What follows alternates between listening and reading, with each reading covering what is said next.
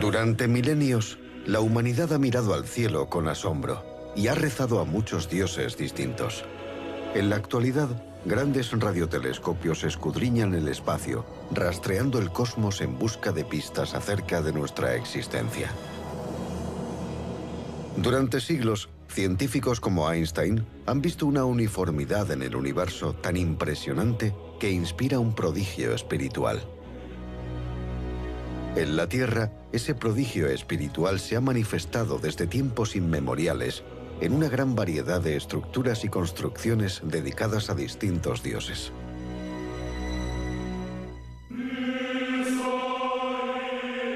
Desde el extremo sur de Cornualles a los acantilados de las Orcadas, y desde una isla de la costa este a otra en la costa oeste, Gran Bretaña está salpicada de lugares espirituales creados a partir de mitos y leyendas de la antigüedad o con el auge de las grandes religiones actuales.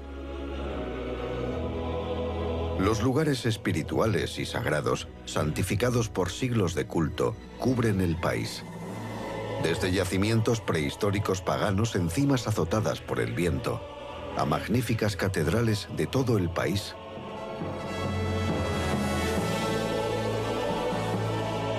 Estos lugares han provocado asombro a los humanos durante generaciones.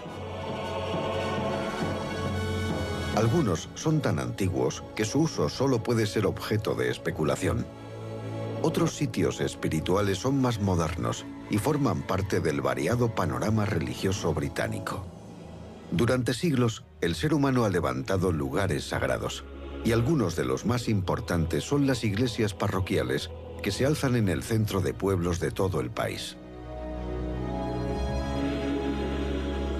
Se han convertido en algo más que simples lugares espirituales. Forman parte del tejido de Gran Bretaña y de la historia que se remonta a los normandos y más allá. Este viaje aéreo mostrará cómo estos y otros lugares sagrados y seculares han dado forma al paisaje religioso de Gran Bretaña. Gran Bretaña desde el aire. Vuelo a los lugares religiosos británicos.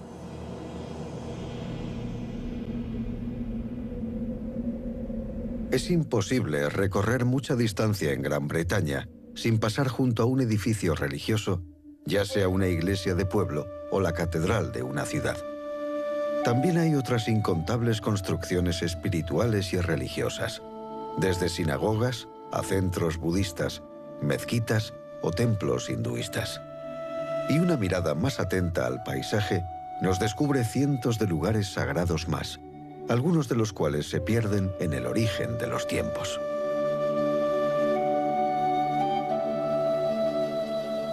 Tallada en las colinas de Creta de Uffington, en Oxfordshire, hay una figura gigante. Este imponente perfil se creó hace 3000 años. ¿Qué es? ¿Quién lo puso ahí? ¿Y por qué? Parece un equino, posiblemente una representación de Epona, diosa de los caballos. Pero la leyenda nos cuenta que podría ser el dragón que mató a San Jorge, patrón de Inglaterra. Se dice que donde se derramó la sangre del dragón, en la colina, no volvió a crecer la hierba. La figura completa solo puede verse desde el aire. ¿Cómo lograron sus creadores dibujarla con tal perfección? Quizá por eso estos lugares espirituales siguen siendo tan populares y visitados, porque no sabemos realmente qué representan, y eso permite que la imaginación nos lleve.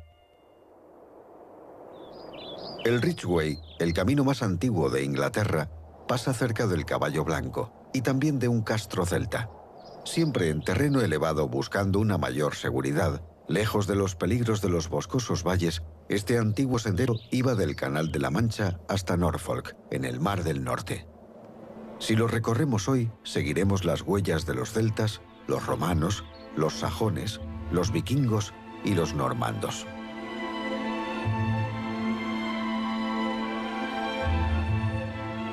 Este promontorio cónico es totalmente artificial.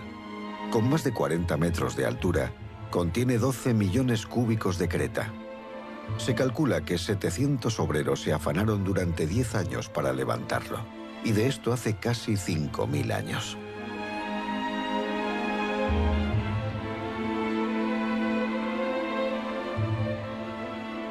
¿Y para qué?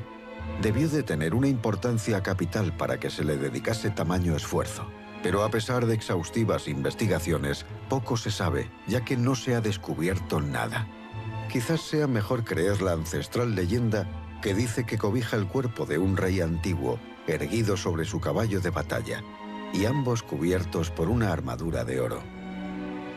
Lo que sí sabemos es que Silveri forma parte de una estructura mayor, el complejo ritual de Avebury. Aquí, una larga avenida de piedras en vertical creaba un camino procesional hasta un enorme terraplén, rodeado a su vez por un gigantesco círculo de piedra. Estas misteriosas piedras, escenario de ritos paganos largamente olvidados, preocupaban tanto a la Iglesia Católica que ordenó derribarlas en la Edad Media. Un miembro del equipo de demolición murió al caerle encima uno de estos monstruos, y su cuerpo, junto a los utensilios de su oficio, barbero y cirujano, fue hallado unos 5.000 años después. Avebury impresiona por sus dimensiones a todos aquellos que lo ven, pero de nuevo solo desde el aire puede apreciarse realmente su tamaño. Es un lugar impregnado de energía espiritual desde hace milenios. De una época más antigua aún data este enterramiento, al que se accede por la larga avenida de piedras verticales que parte de Avebury, el túmulo alargado de West Kennet.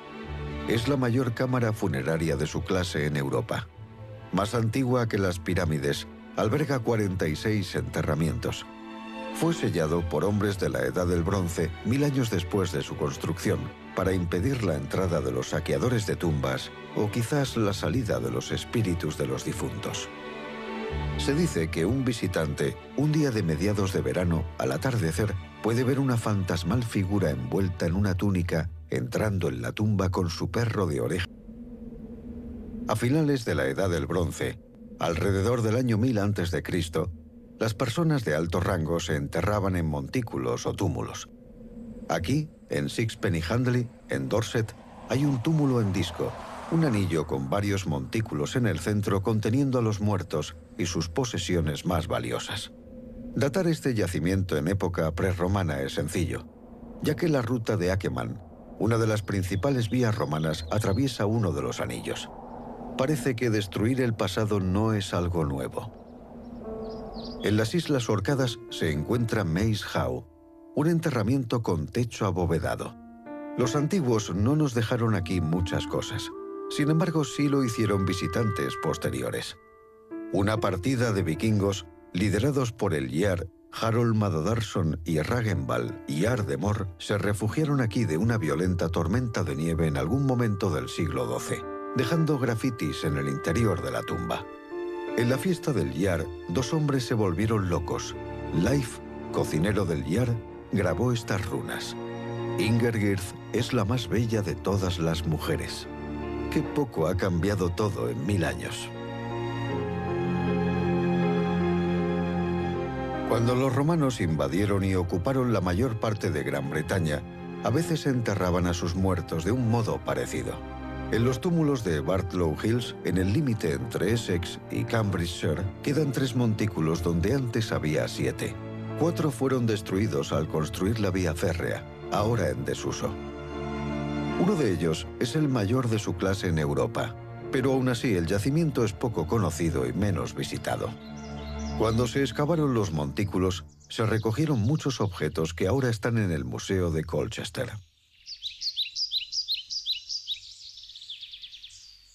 No hace falta remontarse a la prehistoria para encontrarnos cara a cara con enigmas. En 1939, aquí, en la llana campiña oriental de Suffolk, se excavó una granja llamada Sutton Hoo. Se accedió al interior de unos montículos circulares y no se halló nada demasiado interesante.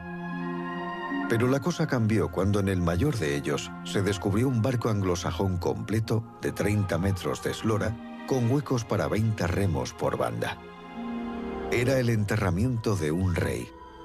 Un cronista contemporáneo nos narra: tumbaron al amado caudillo en el seno del barco, glorioso junto al mástil.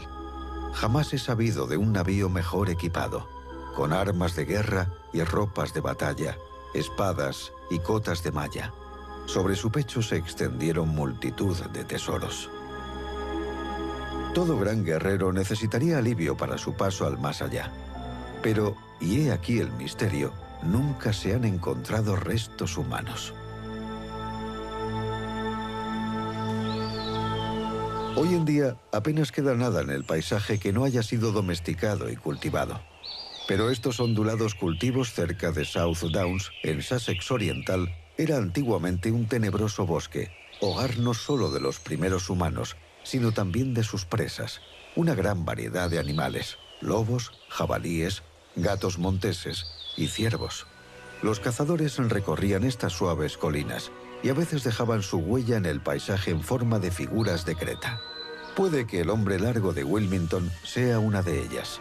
Una leyenda local afirma que dos gigantes libraron una batalla y el perdedor yace donde cayó con su garrote en la mano. Los humanos grabaron su perfil en la tierra para recordar a los poderosos seres que los precedieron. Una figura con atributos más impresionantes domina la ladera sobre Sir Sabas, en Dorset. Se le considera, como es de esperar, un poderoso símbolo de la fertilidad. Se dice que las parejas siguen consumando su unión en esta colina.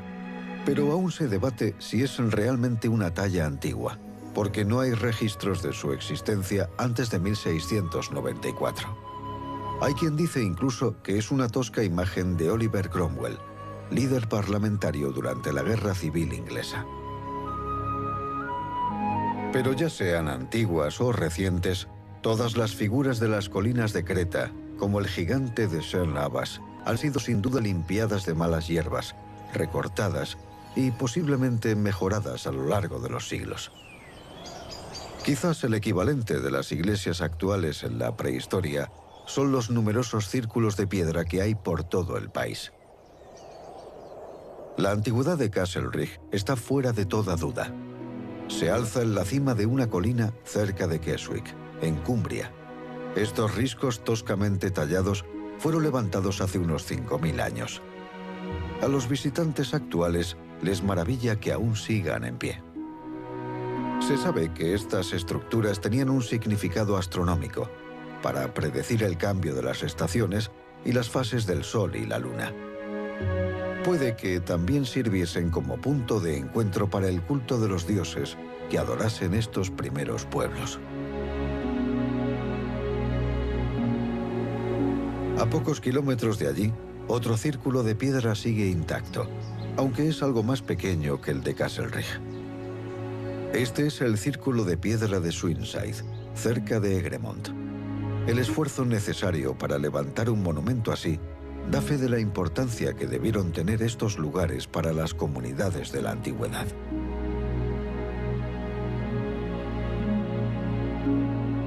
En las elevaciones de la costa norte de Gales, en Penmaenmawr, hay un pequeño círculo de piedras. Esta ubicación tenía claramente un significado espiritual, porque en los alrededores abundan los restos de otros círculos y enterramientos. Este gigantesco círculo de piedras, el tercero más grande de Gran Bretaña, es el Anillo de Brodgar. Tiene más de 4 metros de diámetro y forma parte de un paraje ritual de las Islas Orcadas. En su origen, el anillo tenía 60 piedras, pero solo han sobrevivido 27 para asombro de los visitantes. Este círculo y otro cercano pudieron ser bautizados y utilizados posteriormente por los vikingos como templos del Sol y la Luna, donde los jóvenes harían sus votos y rezarían al dios nórdico Odín, dando quizás una pista de su finalidad original en estas latitudes septentrionales, donde la luz y el calor son cruciales para sobrevivir. Pero ¿quiénes eran las gentes que construyeron este anillo y se enfrentaron a este clima salvaje? Quizás quienes vivieron aquí, en Skara Brae, a pocos kilómetros de distancia. Este extraordinario poblado es el asentamiento neolítico más completo de Europa. Como en las horcadas hay pocos árboles, los techos se hacían con huesos de ballena y césped. Dentro, alacenas, estanterías y cómodos asientos de piedra. Los primeros muebles empotrados. Skara Brae fue abandonado hace unos 4.500 años, quizás debido a un empeoramiento del clima. El auténtico motivo sigue siendo un secreto guardado en estas extraordinarias casas.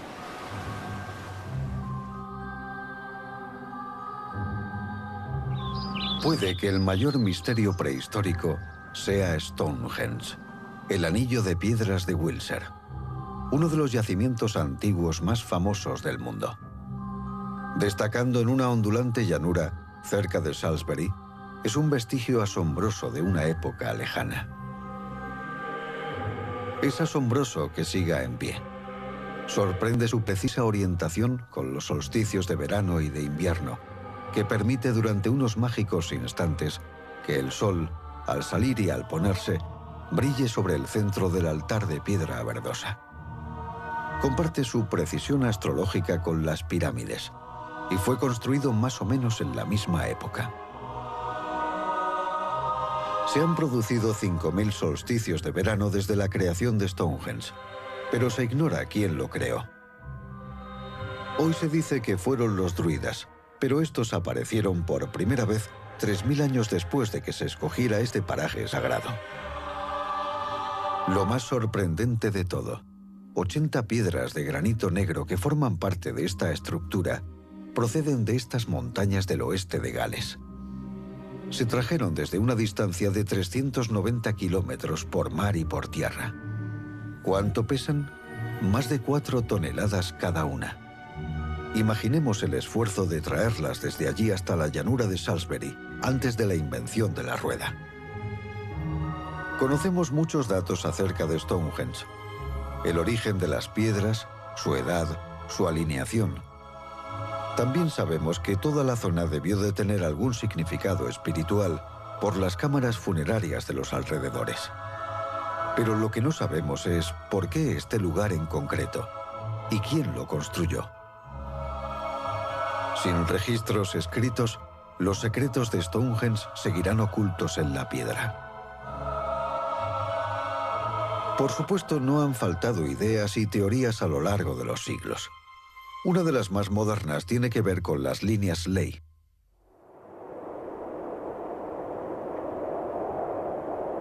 Se supone que Inglaterra, como todo el planeta, está cubierta de una serie de franjas de una fuerza invisible, llamadas líneas Ley.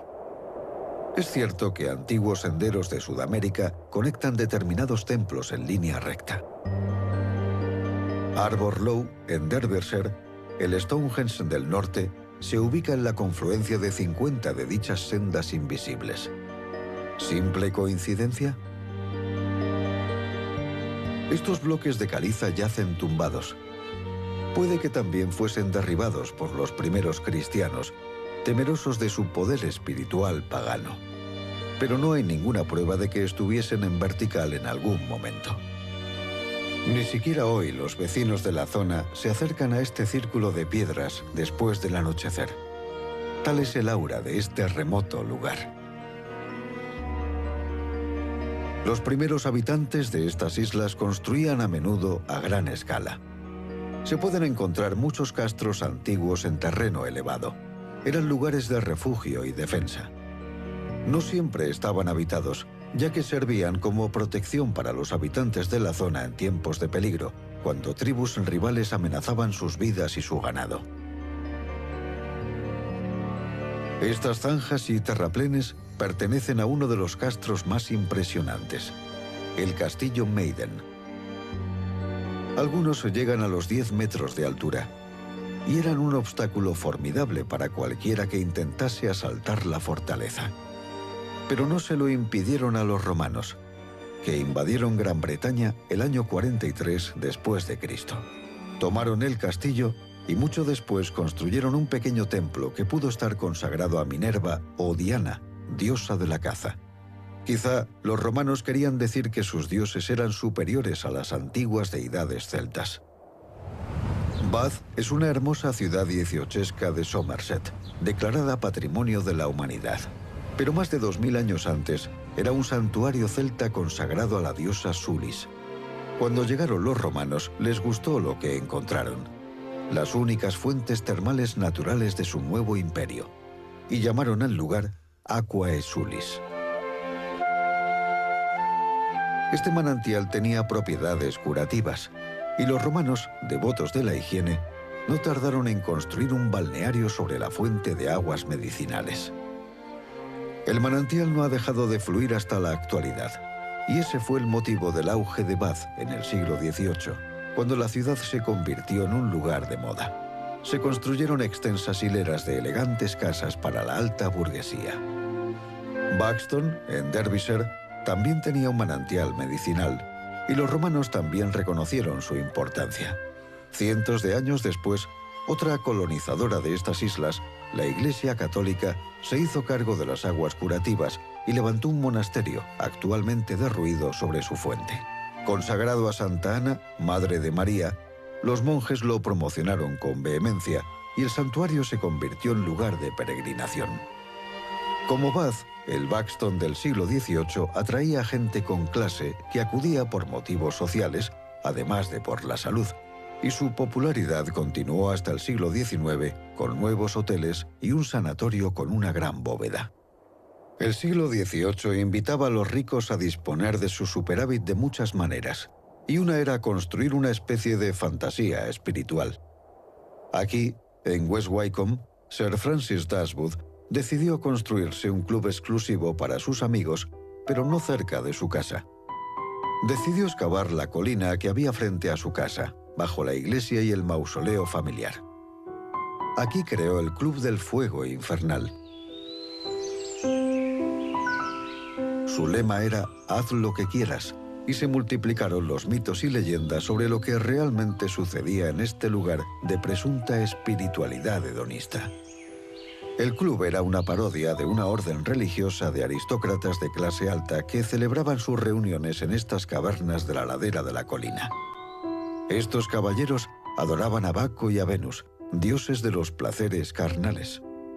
Por la colina fluye un arroyo natural, al que Dashwood llamó Estigia, por el río que en la mitología griega separaba la tierra del Hades, el inframundo de los muertos.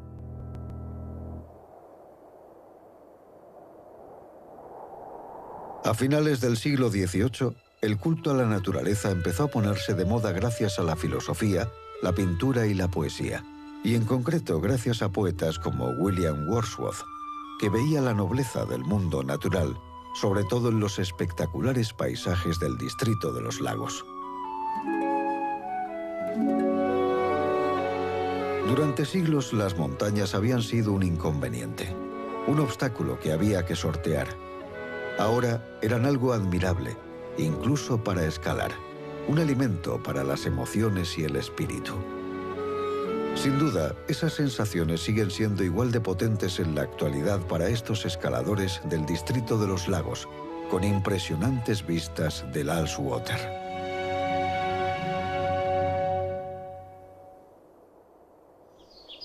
La naturaleza siempre ha practicado su magia, y mucho antes de la historia escrita, se decía que los ríos poseían una importancia mágica y espiritual.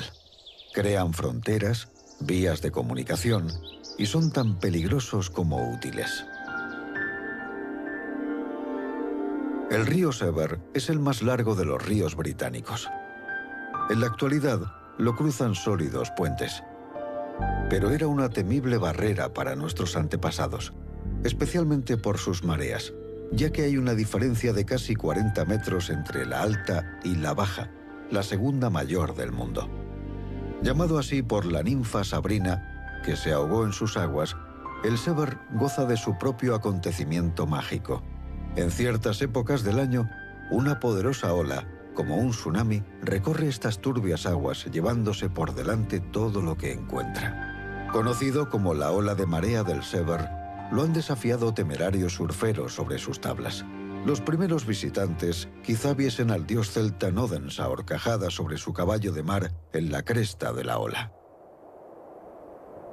Como todos los dioses fluviales, el anciano padre Támesis dio lugar a tradiciones y mitos, y más recientemente a historias que han hechizado a varias generaciones.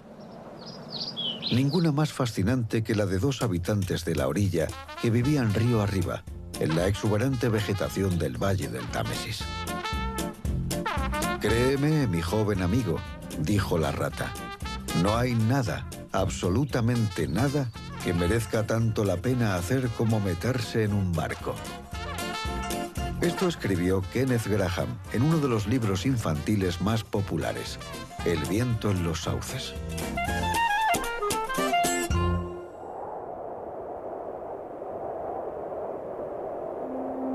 A lo largo de los siglos, los escritores se han esforzado por crear mitos y leyendas y convertir lugares en destinos espirituales. En los acantilados de Cornualles, donde la tierra se encuentra con el Atlántico, hay un lugar de leyenda, magia y espiritualidad. Esto es Tintagel, donde el cronista del siglo XII, Godofredo de Monmouth, decía que el mago Merlín engañó a la bella Ingrain, haciéndole creer que el hombre que acudió a su cama una lejana noche era su marido, el rey de Cornualles. Pero era Uther Pendragon, y el hijo que engendró fue Arturo, futuro rey de estas tierras. En el siglo XV, Sir Thomas Malory escribió La muerte de Arturo, una compilación de cuentos acerca del rey y sus caballeros de la tabla redonda. En el siglo XIX, el poeta Alfred Tennyson reelaboró los cuentos de Malory, convirtiéndolos en un poema épico, y sugirió que Tintagel era el lugar de nacimiento de Arturo. Con el nacimiento de Arturo comienza una de las leyendas más longevas grabada en la conciencia de la nación durante siglos. Viendo Tintagel colgado de sus acantilados de piedra, es fácil creer en los galantes caballeros, los ideales de la caballería y en la noble misión de buscar el Santo Grial. Se considera que lugares como Tintagel poseen propiedades espirituales especiales, y los primeros misioneros las solían aprovechar para convertir a la gente al cristianismo. Cuando el Papa Gregorio I envió a San Agustín de Canterbury a Gran Bretaña, el año 595, para predicar la palabra de Dios, le ordenó que, aunque las imágenes de los dioses paganos debían ser destruidas, los antiguos lugares de culto tenían que ser respetados y, donde fuese posible, adaptados al uso de la nueva religión. En Naulton, en Dorset, hay un extraordinario ejemplo de ello: una iglesia cristiana en el centro de un antiguo anillo pagano. Aunque la iglesia data del período normando, es una clara señal de la fusión entre la fe pagana y el cristianismo emergente. Esta fusión también se aplicó a los días de la semana, que se dedicaban a los dioses germánicos. La ironía es que el día de la semana en que se animaba a la gente a ir a la iglesia era el consagrado a la diosa pagana Suna, y de ahí Sunday, el domingo. Old Sarum, en Wiltshire, era un fuerte pagano de la Edad del Hierro convertido en un santuario cristiano anglosajón, y posteriormente se construyó una catedral dentro de sus murallas. Puede leerse un esbozo de su historia en el suelo. No todas las primeras iglesias se construyeron a tan gran escala. Aquí, en Essex, las piedras de un fuerte romano fueron reutilizadas para un joven anglosajón formado por los monjes de Lindisfarne para levantar un modesto monasterio. El edificio sirvió como granero durante muchos siglos, razón por la cual quizás haya sobrevivido tantos años. Hoy vuelve a ser un lugar de culto, donde se celebran ritos tanto cristianos como celtas.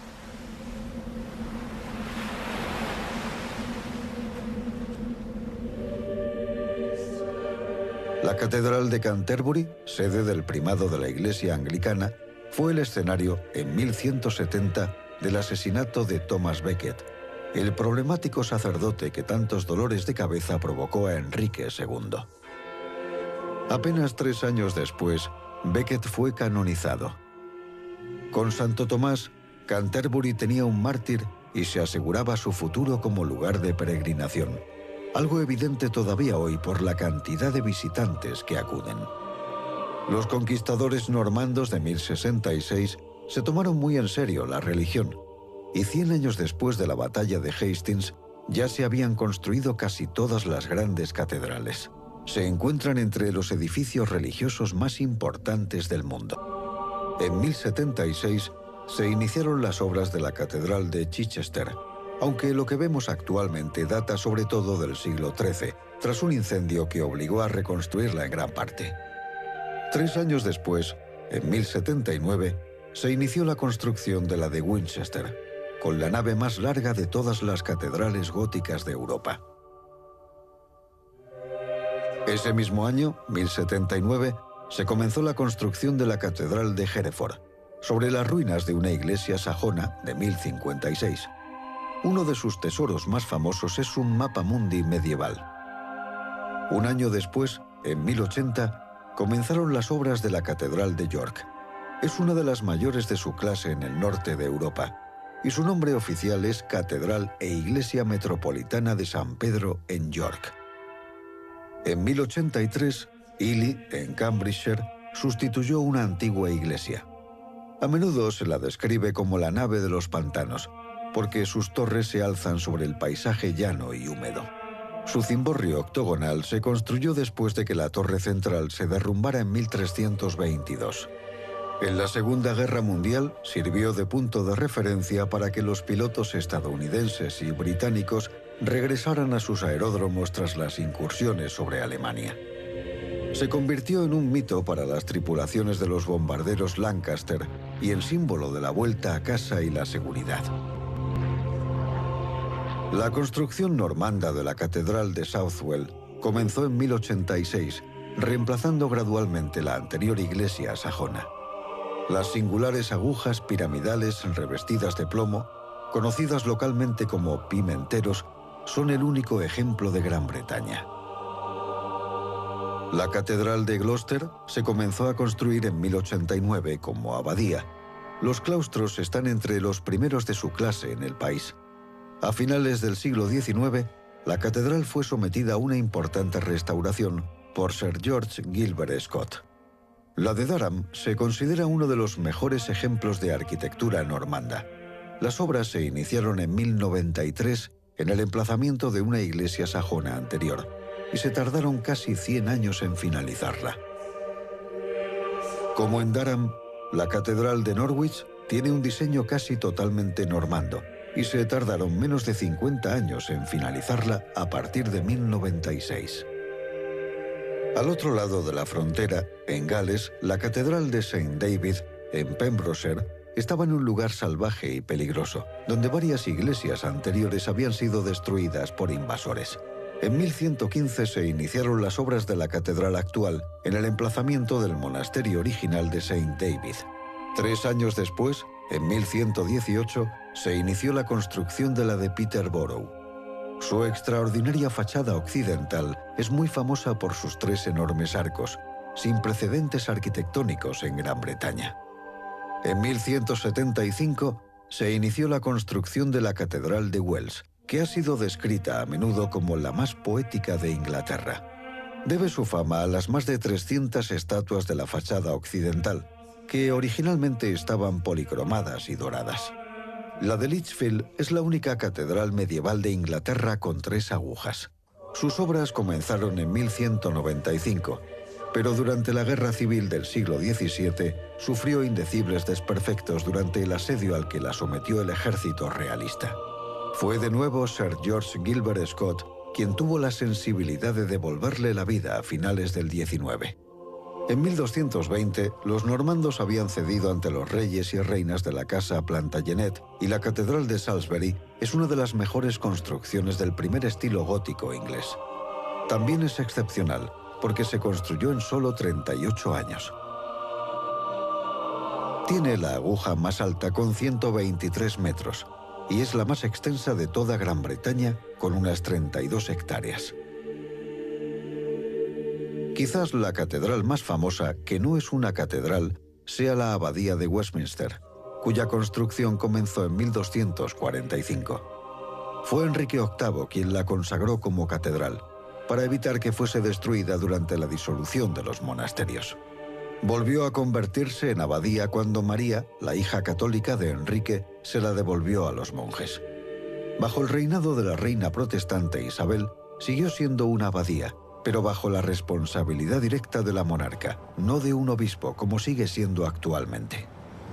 Como tantas grandes catedrales aún en uso, pasarían siglos antes de que se construyese otra, y solo porque la original fue destruida en un incendio. La Catedral de San Pablo, diseñada por Sir Christopher Wren en 1677, sustituyó un edificio anterior que ardió en el Gran Incendio de Londres. Es la única catedral clásica del país, y además también fue la primera catedral protestante que se construyó, porque hasta la relativamente reciente reforma del siglo XVI, todas las iglesias y catedrales de Gran Bretaña habían sido católicas. De hecho, hasta el siglo XIX, el Parlamento no proclamó el Acta de Ayuda Católica, que permitió que volviesen a levantarse iglesias católicas. En 1962 se inauguró la nueva Catedral Católica de Liverpool, conocida localmente como la Carpa del Irlandés. Está cerca de la Catedral Protestante, otro edificio del siglo XX. La construcción de la Catedral de Liverpool comenzó en 1904, pero no se finalizó hasta 1978. Fue diseñada por Giles Gilbert Scott, nieto de Sir George Gilbert Scott, que había restaurado tantas catedrales antiguas. Tras una exclusión prácticamente total en siglos anteriores, otras religiones mayoritarias comenzaron a construir edificios religiosos para el culto. Proliferaron las mezquitas en las ciudades británicas. Esta está en Coventry. Otras en Leicester, Blackburn y Luton. En las tierras medias occidentales, en Tibidale, está el templo hindú de Sri Venkateswara Balaji, inaugurado en 1999. Y a orillas de la bahía de Morecambe, en Cumbria, hay un templo budista Kadampa, construido en los años 90 en el priorato de Conishead. El priorato surgió como un monasterio medieval en el siglo XII, pero fue clausurado durante el reinado de Enrique VIII a mediados del XVI. Fue un siglo de grandes cataclismos para la cristiandad, pues la Reforma dividió la fe cristiana en dos bandos opuestos, el catolicismo y el protestantismo. Y el resultado de la disputa de Enrique VIII con el Papa por su primer divorcio fue la destrucción de cientos de poderosos y ricos monasterios, lo que dejó un legado de ruinas vacías y algunos de los lugares religiosos más evocadores del país. Esta es la abadía de Fountains, que cuando se fundó estaba en plena naturaleza, tal como la describe un monje de la época. Un lugar apartado del mundo, deshabitado, asediado por las zarzas, que más adecuado parecía para las guaridas de los animales salvajes que al servicio de la humanidad. Empezaron a construirla los monjes de York, que sentían que su vida en la ciudad era demasiado fácil y alejada de sus votos. Esos pioneros tenían que cocinar y comer hojas de olmos para sobrevivir. Cuenta la leyenda que un día, tras dar su última comida a un mendigo que pasaba por allí, fueron recompensados con la inesperada llegada de un carro con un gran cargamento de alimentos. A partir de entonces, sus problemas disminuyeron y este fantástico complejo monástico se alzó del suelo. Con el tiempo, la abadía de Fountains llegaría a poseer 240.000 hectáreas del condado de Yorkshire.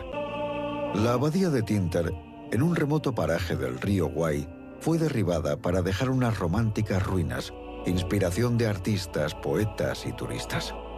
En 1847, Tennyson escribió su poema Lágrimas, indolentes lágrimas, tras una visita a Tintern. Los recuerdos del pasado disiparon su imaginación. Lágrimas, indolentes lágrimas, no sé qué significan. Lágrimas que, desde lo profundo de alguna divina desesperación, se alzan en el corazón y se reúnen en torno a los ojos, al contemplar los alegres campos otoñales, pensando en los días que ya nunca serán. Aquí, en estos gloriosos terrenos, los monjes cistercienses cumplían sus votos de silencio, pobreza y castidad, mientras que levantaban su grandioso monumento con oración y trabajo físico.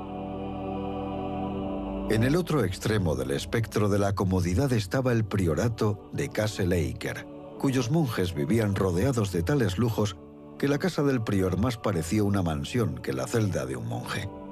Acostumbrados a la buena vida, los monjes cluniacenses carecían de la disciplina que mostraban sus hermanos de órdenes más estrictas.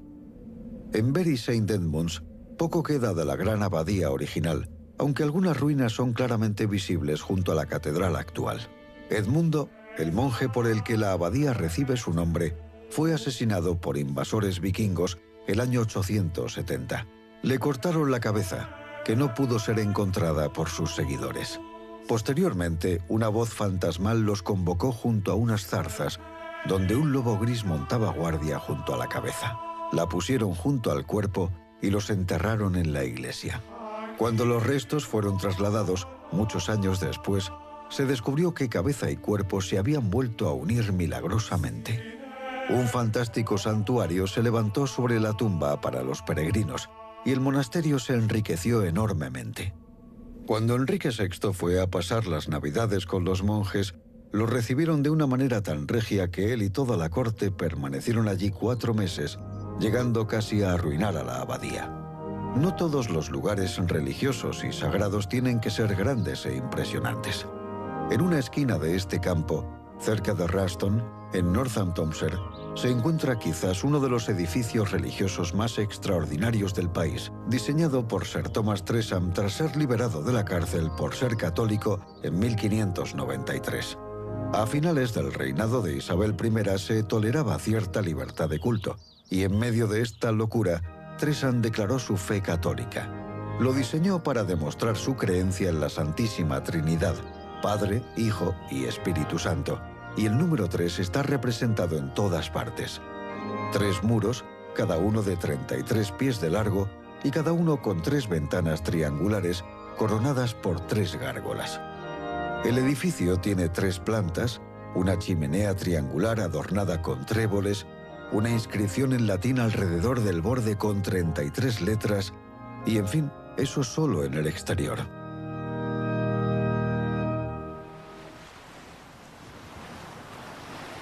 Muchos lugares espirituales suelen encontrarse en ubicaciones remotas para hallar la paz y la tranquilidad. Y una isla aporta un beneficio extra, el de estar aislada del resto del mundo. Una de ellas es Lindisfarne, en la costa de Northumbria. Aquí llegó la cristiandad al noreste de Inglaterra el siglo I después de Cristo, y la abadía se convirtió en centro de arte y aprendizaje, extendiendo su fama a toda Europa. Las ruinas son de una abadía posterior, pero siguen siendo un evocador recuerdo de un terrible acontecimiento que tuvo lugar aquí en el 793. Lindisfarne, o Isla Santa, como también se la conoce, está unida a tierra firme por un camino elevado cuando baja la marea, lo que con marea alta le aportaba seguridad frente a ataques desde tierra. Sin embargo, no protegía a los monjes de ataques desde el mar, y fue desde el mar desde donde atacaron los invasores vikingos. Un monje inglés de la época escribió que nunca antes se había visto tal terror en Gran Bretaña como el que hemos sufrido ahora por parte de una raza pagana. Los infieles derramaron la sangre de los santos en el altar y pisotearon sus cuerpos en el templo de Dios como el estiércol de las calles. Los santos, por supuesto, eran los monjes que se convirtieron en mártires. Frente a la costa occidental de Escocia se encuentran algunas de las rocas más antiguas de la Tierra, algunas de las cuales forman la isla de Iona. Desde este desolado lugar, la fe cristiana llegó a Escocia y más al norte. San Columba, nacido en Irlanda, y sus 12 monjes crearon una comunidad, y el monasterio que fundaron en el 563 llegaría a ser el más venerado de Escocia. Aquí se enterraban reyes escoceses, irlandeses y escandinavos. Descansan en un lugar cuyos latidos espirituales sienten todos quienes lo visitan.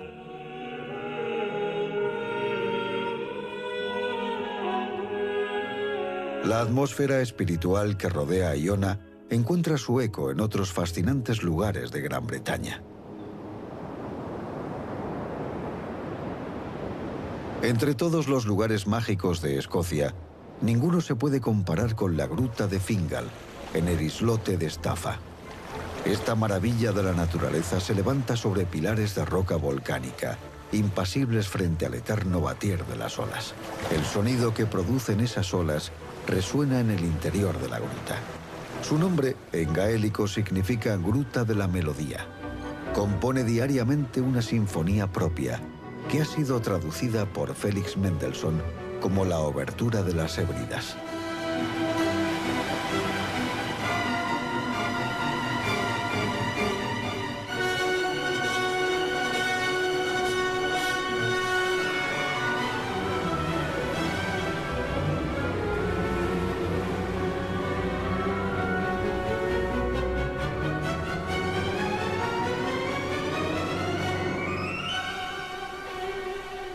Si Escocia es la tierra de los mitos, Gales es el hogar de dragones y caballeros.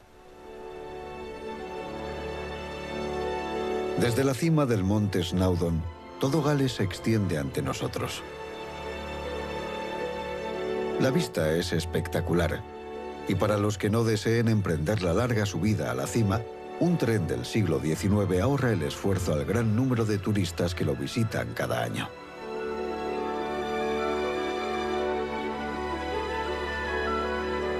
Una montaña de este tamaño causa asombro, y el asombro, a su vez, hace nacer las leyendas.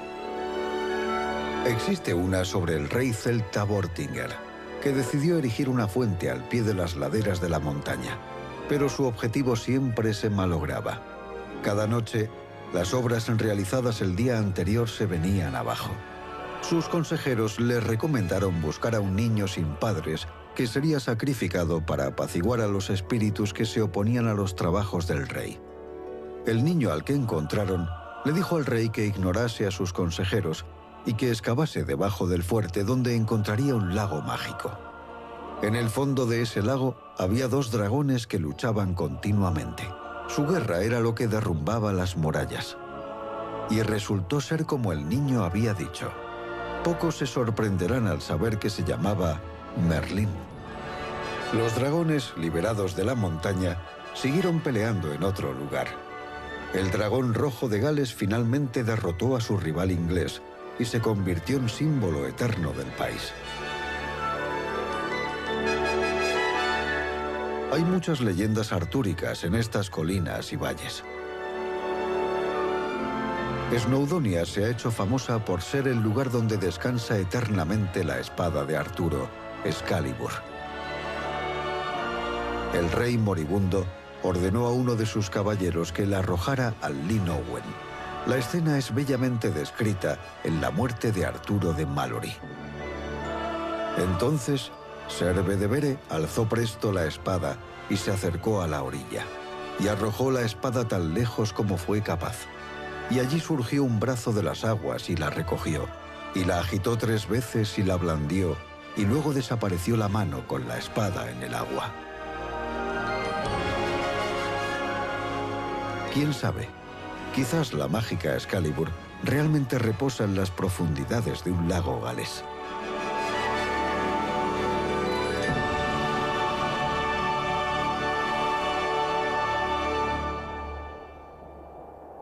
Este viaje espiritual se acerca a su fin en Somerset, en uno de los lugares quizás más evocadores, Glastonbury. Y de nuevo, el rey Arturo está en el centro de todo.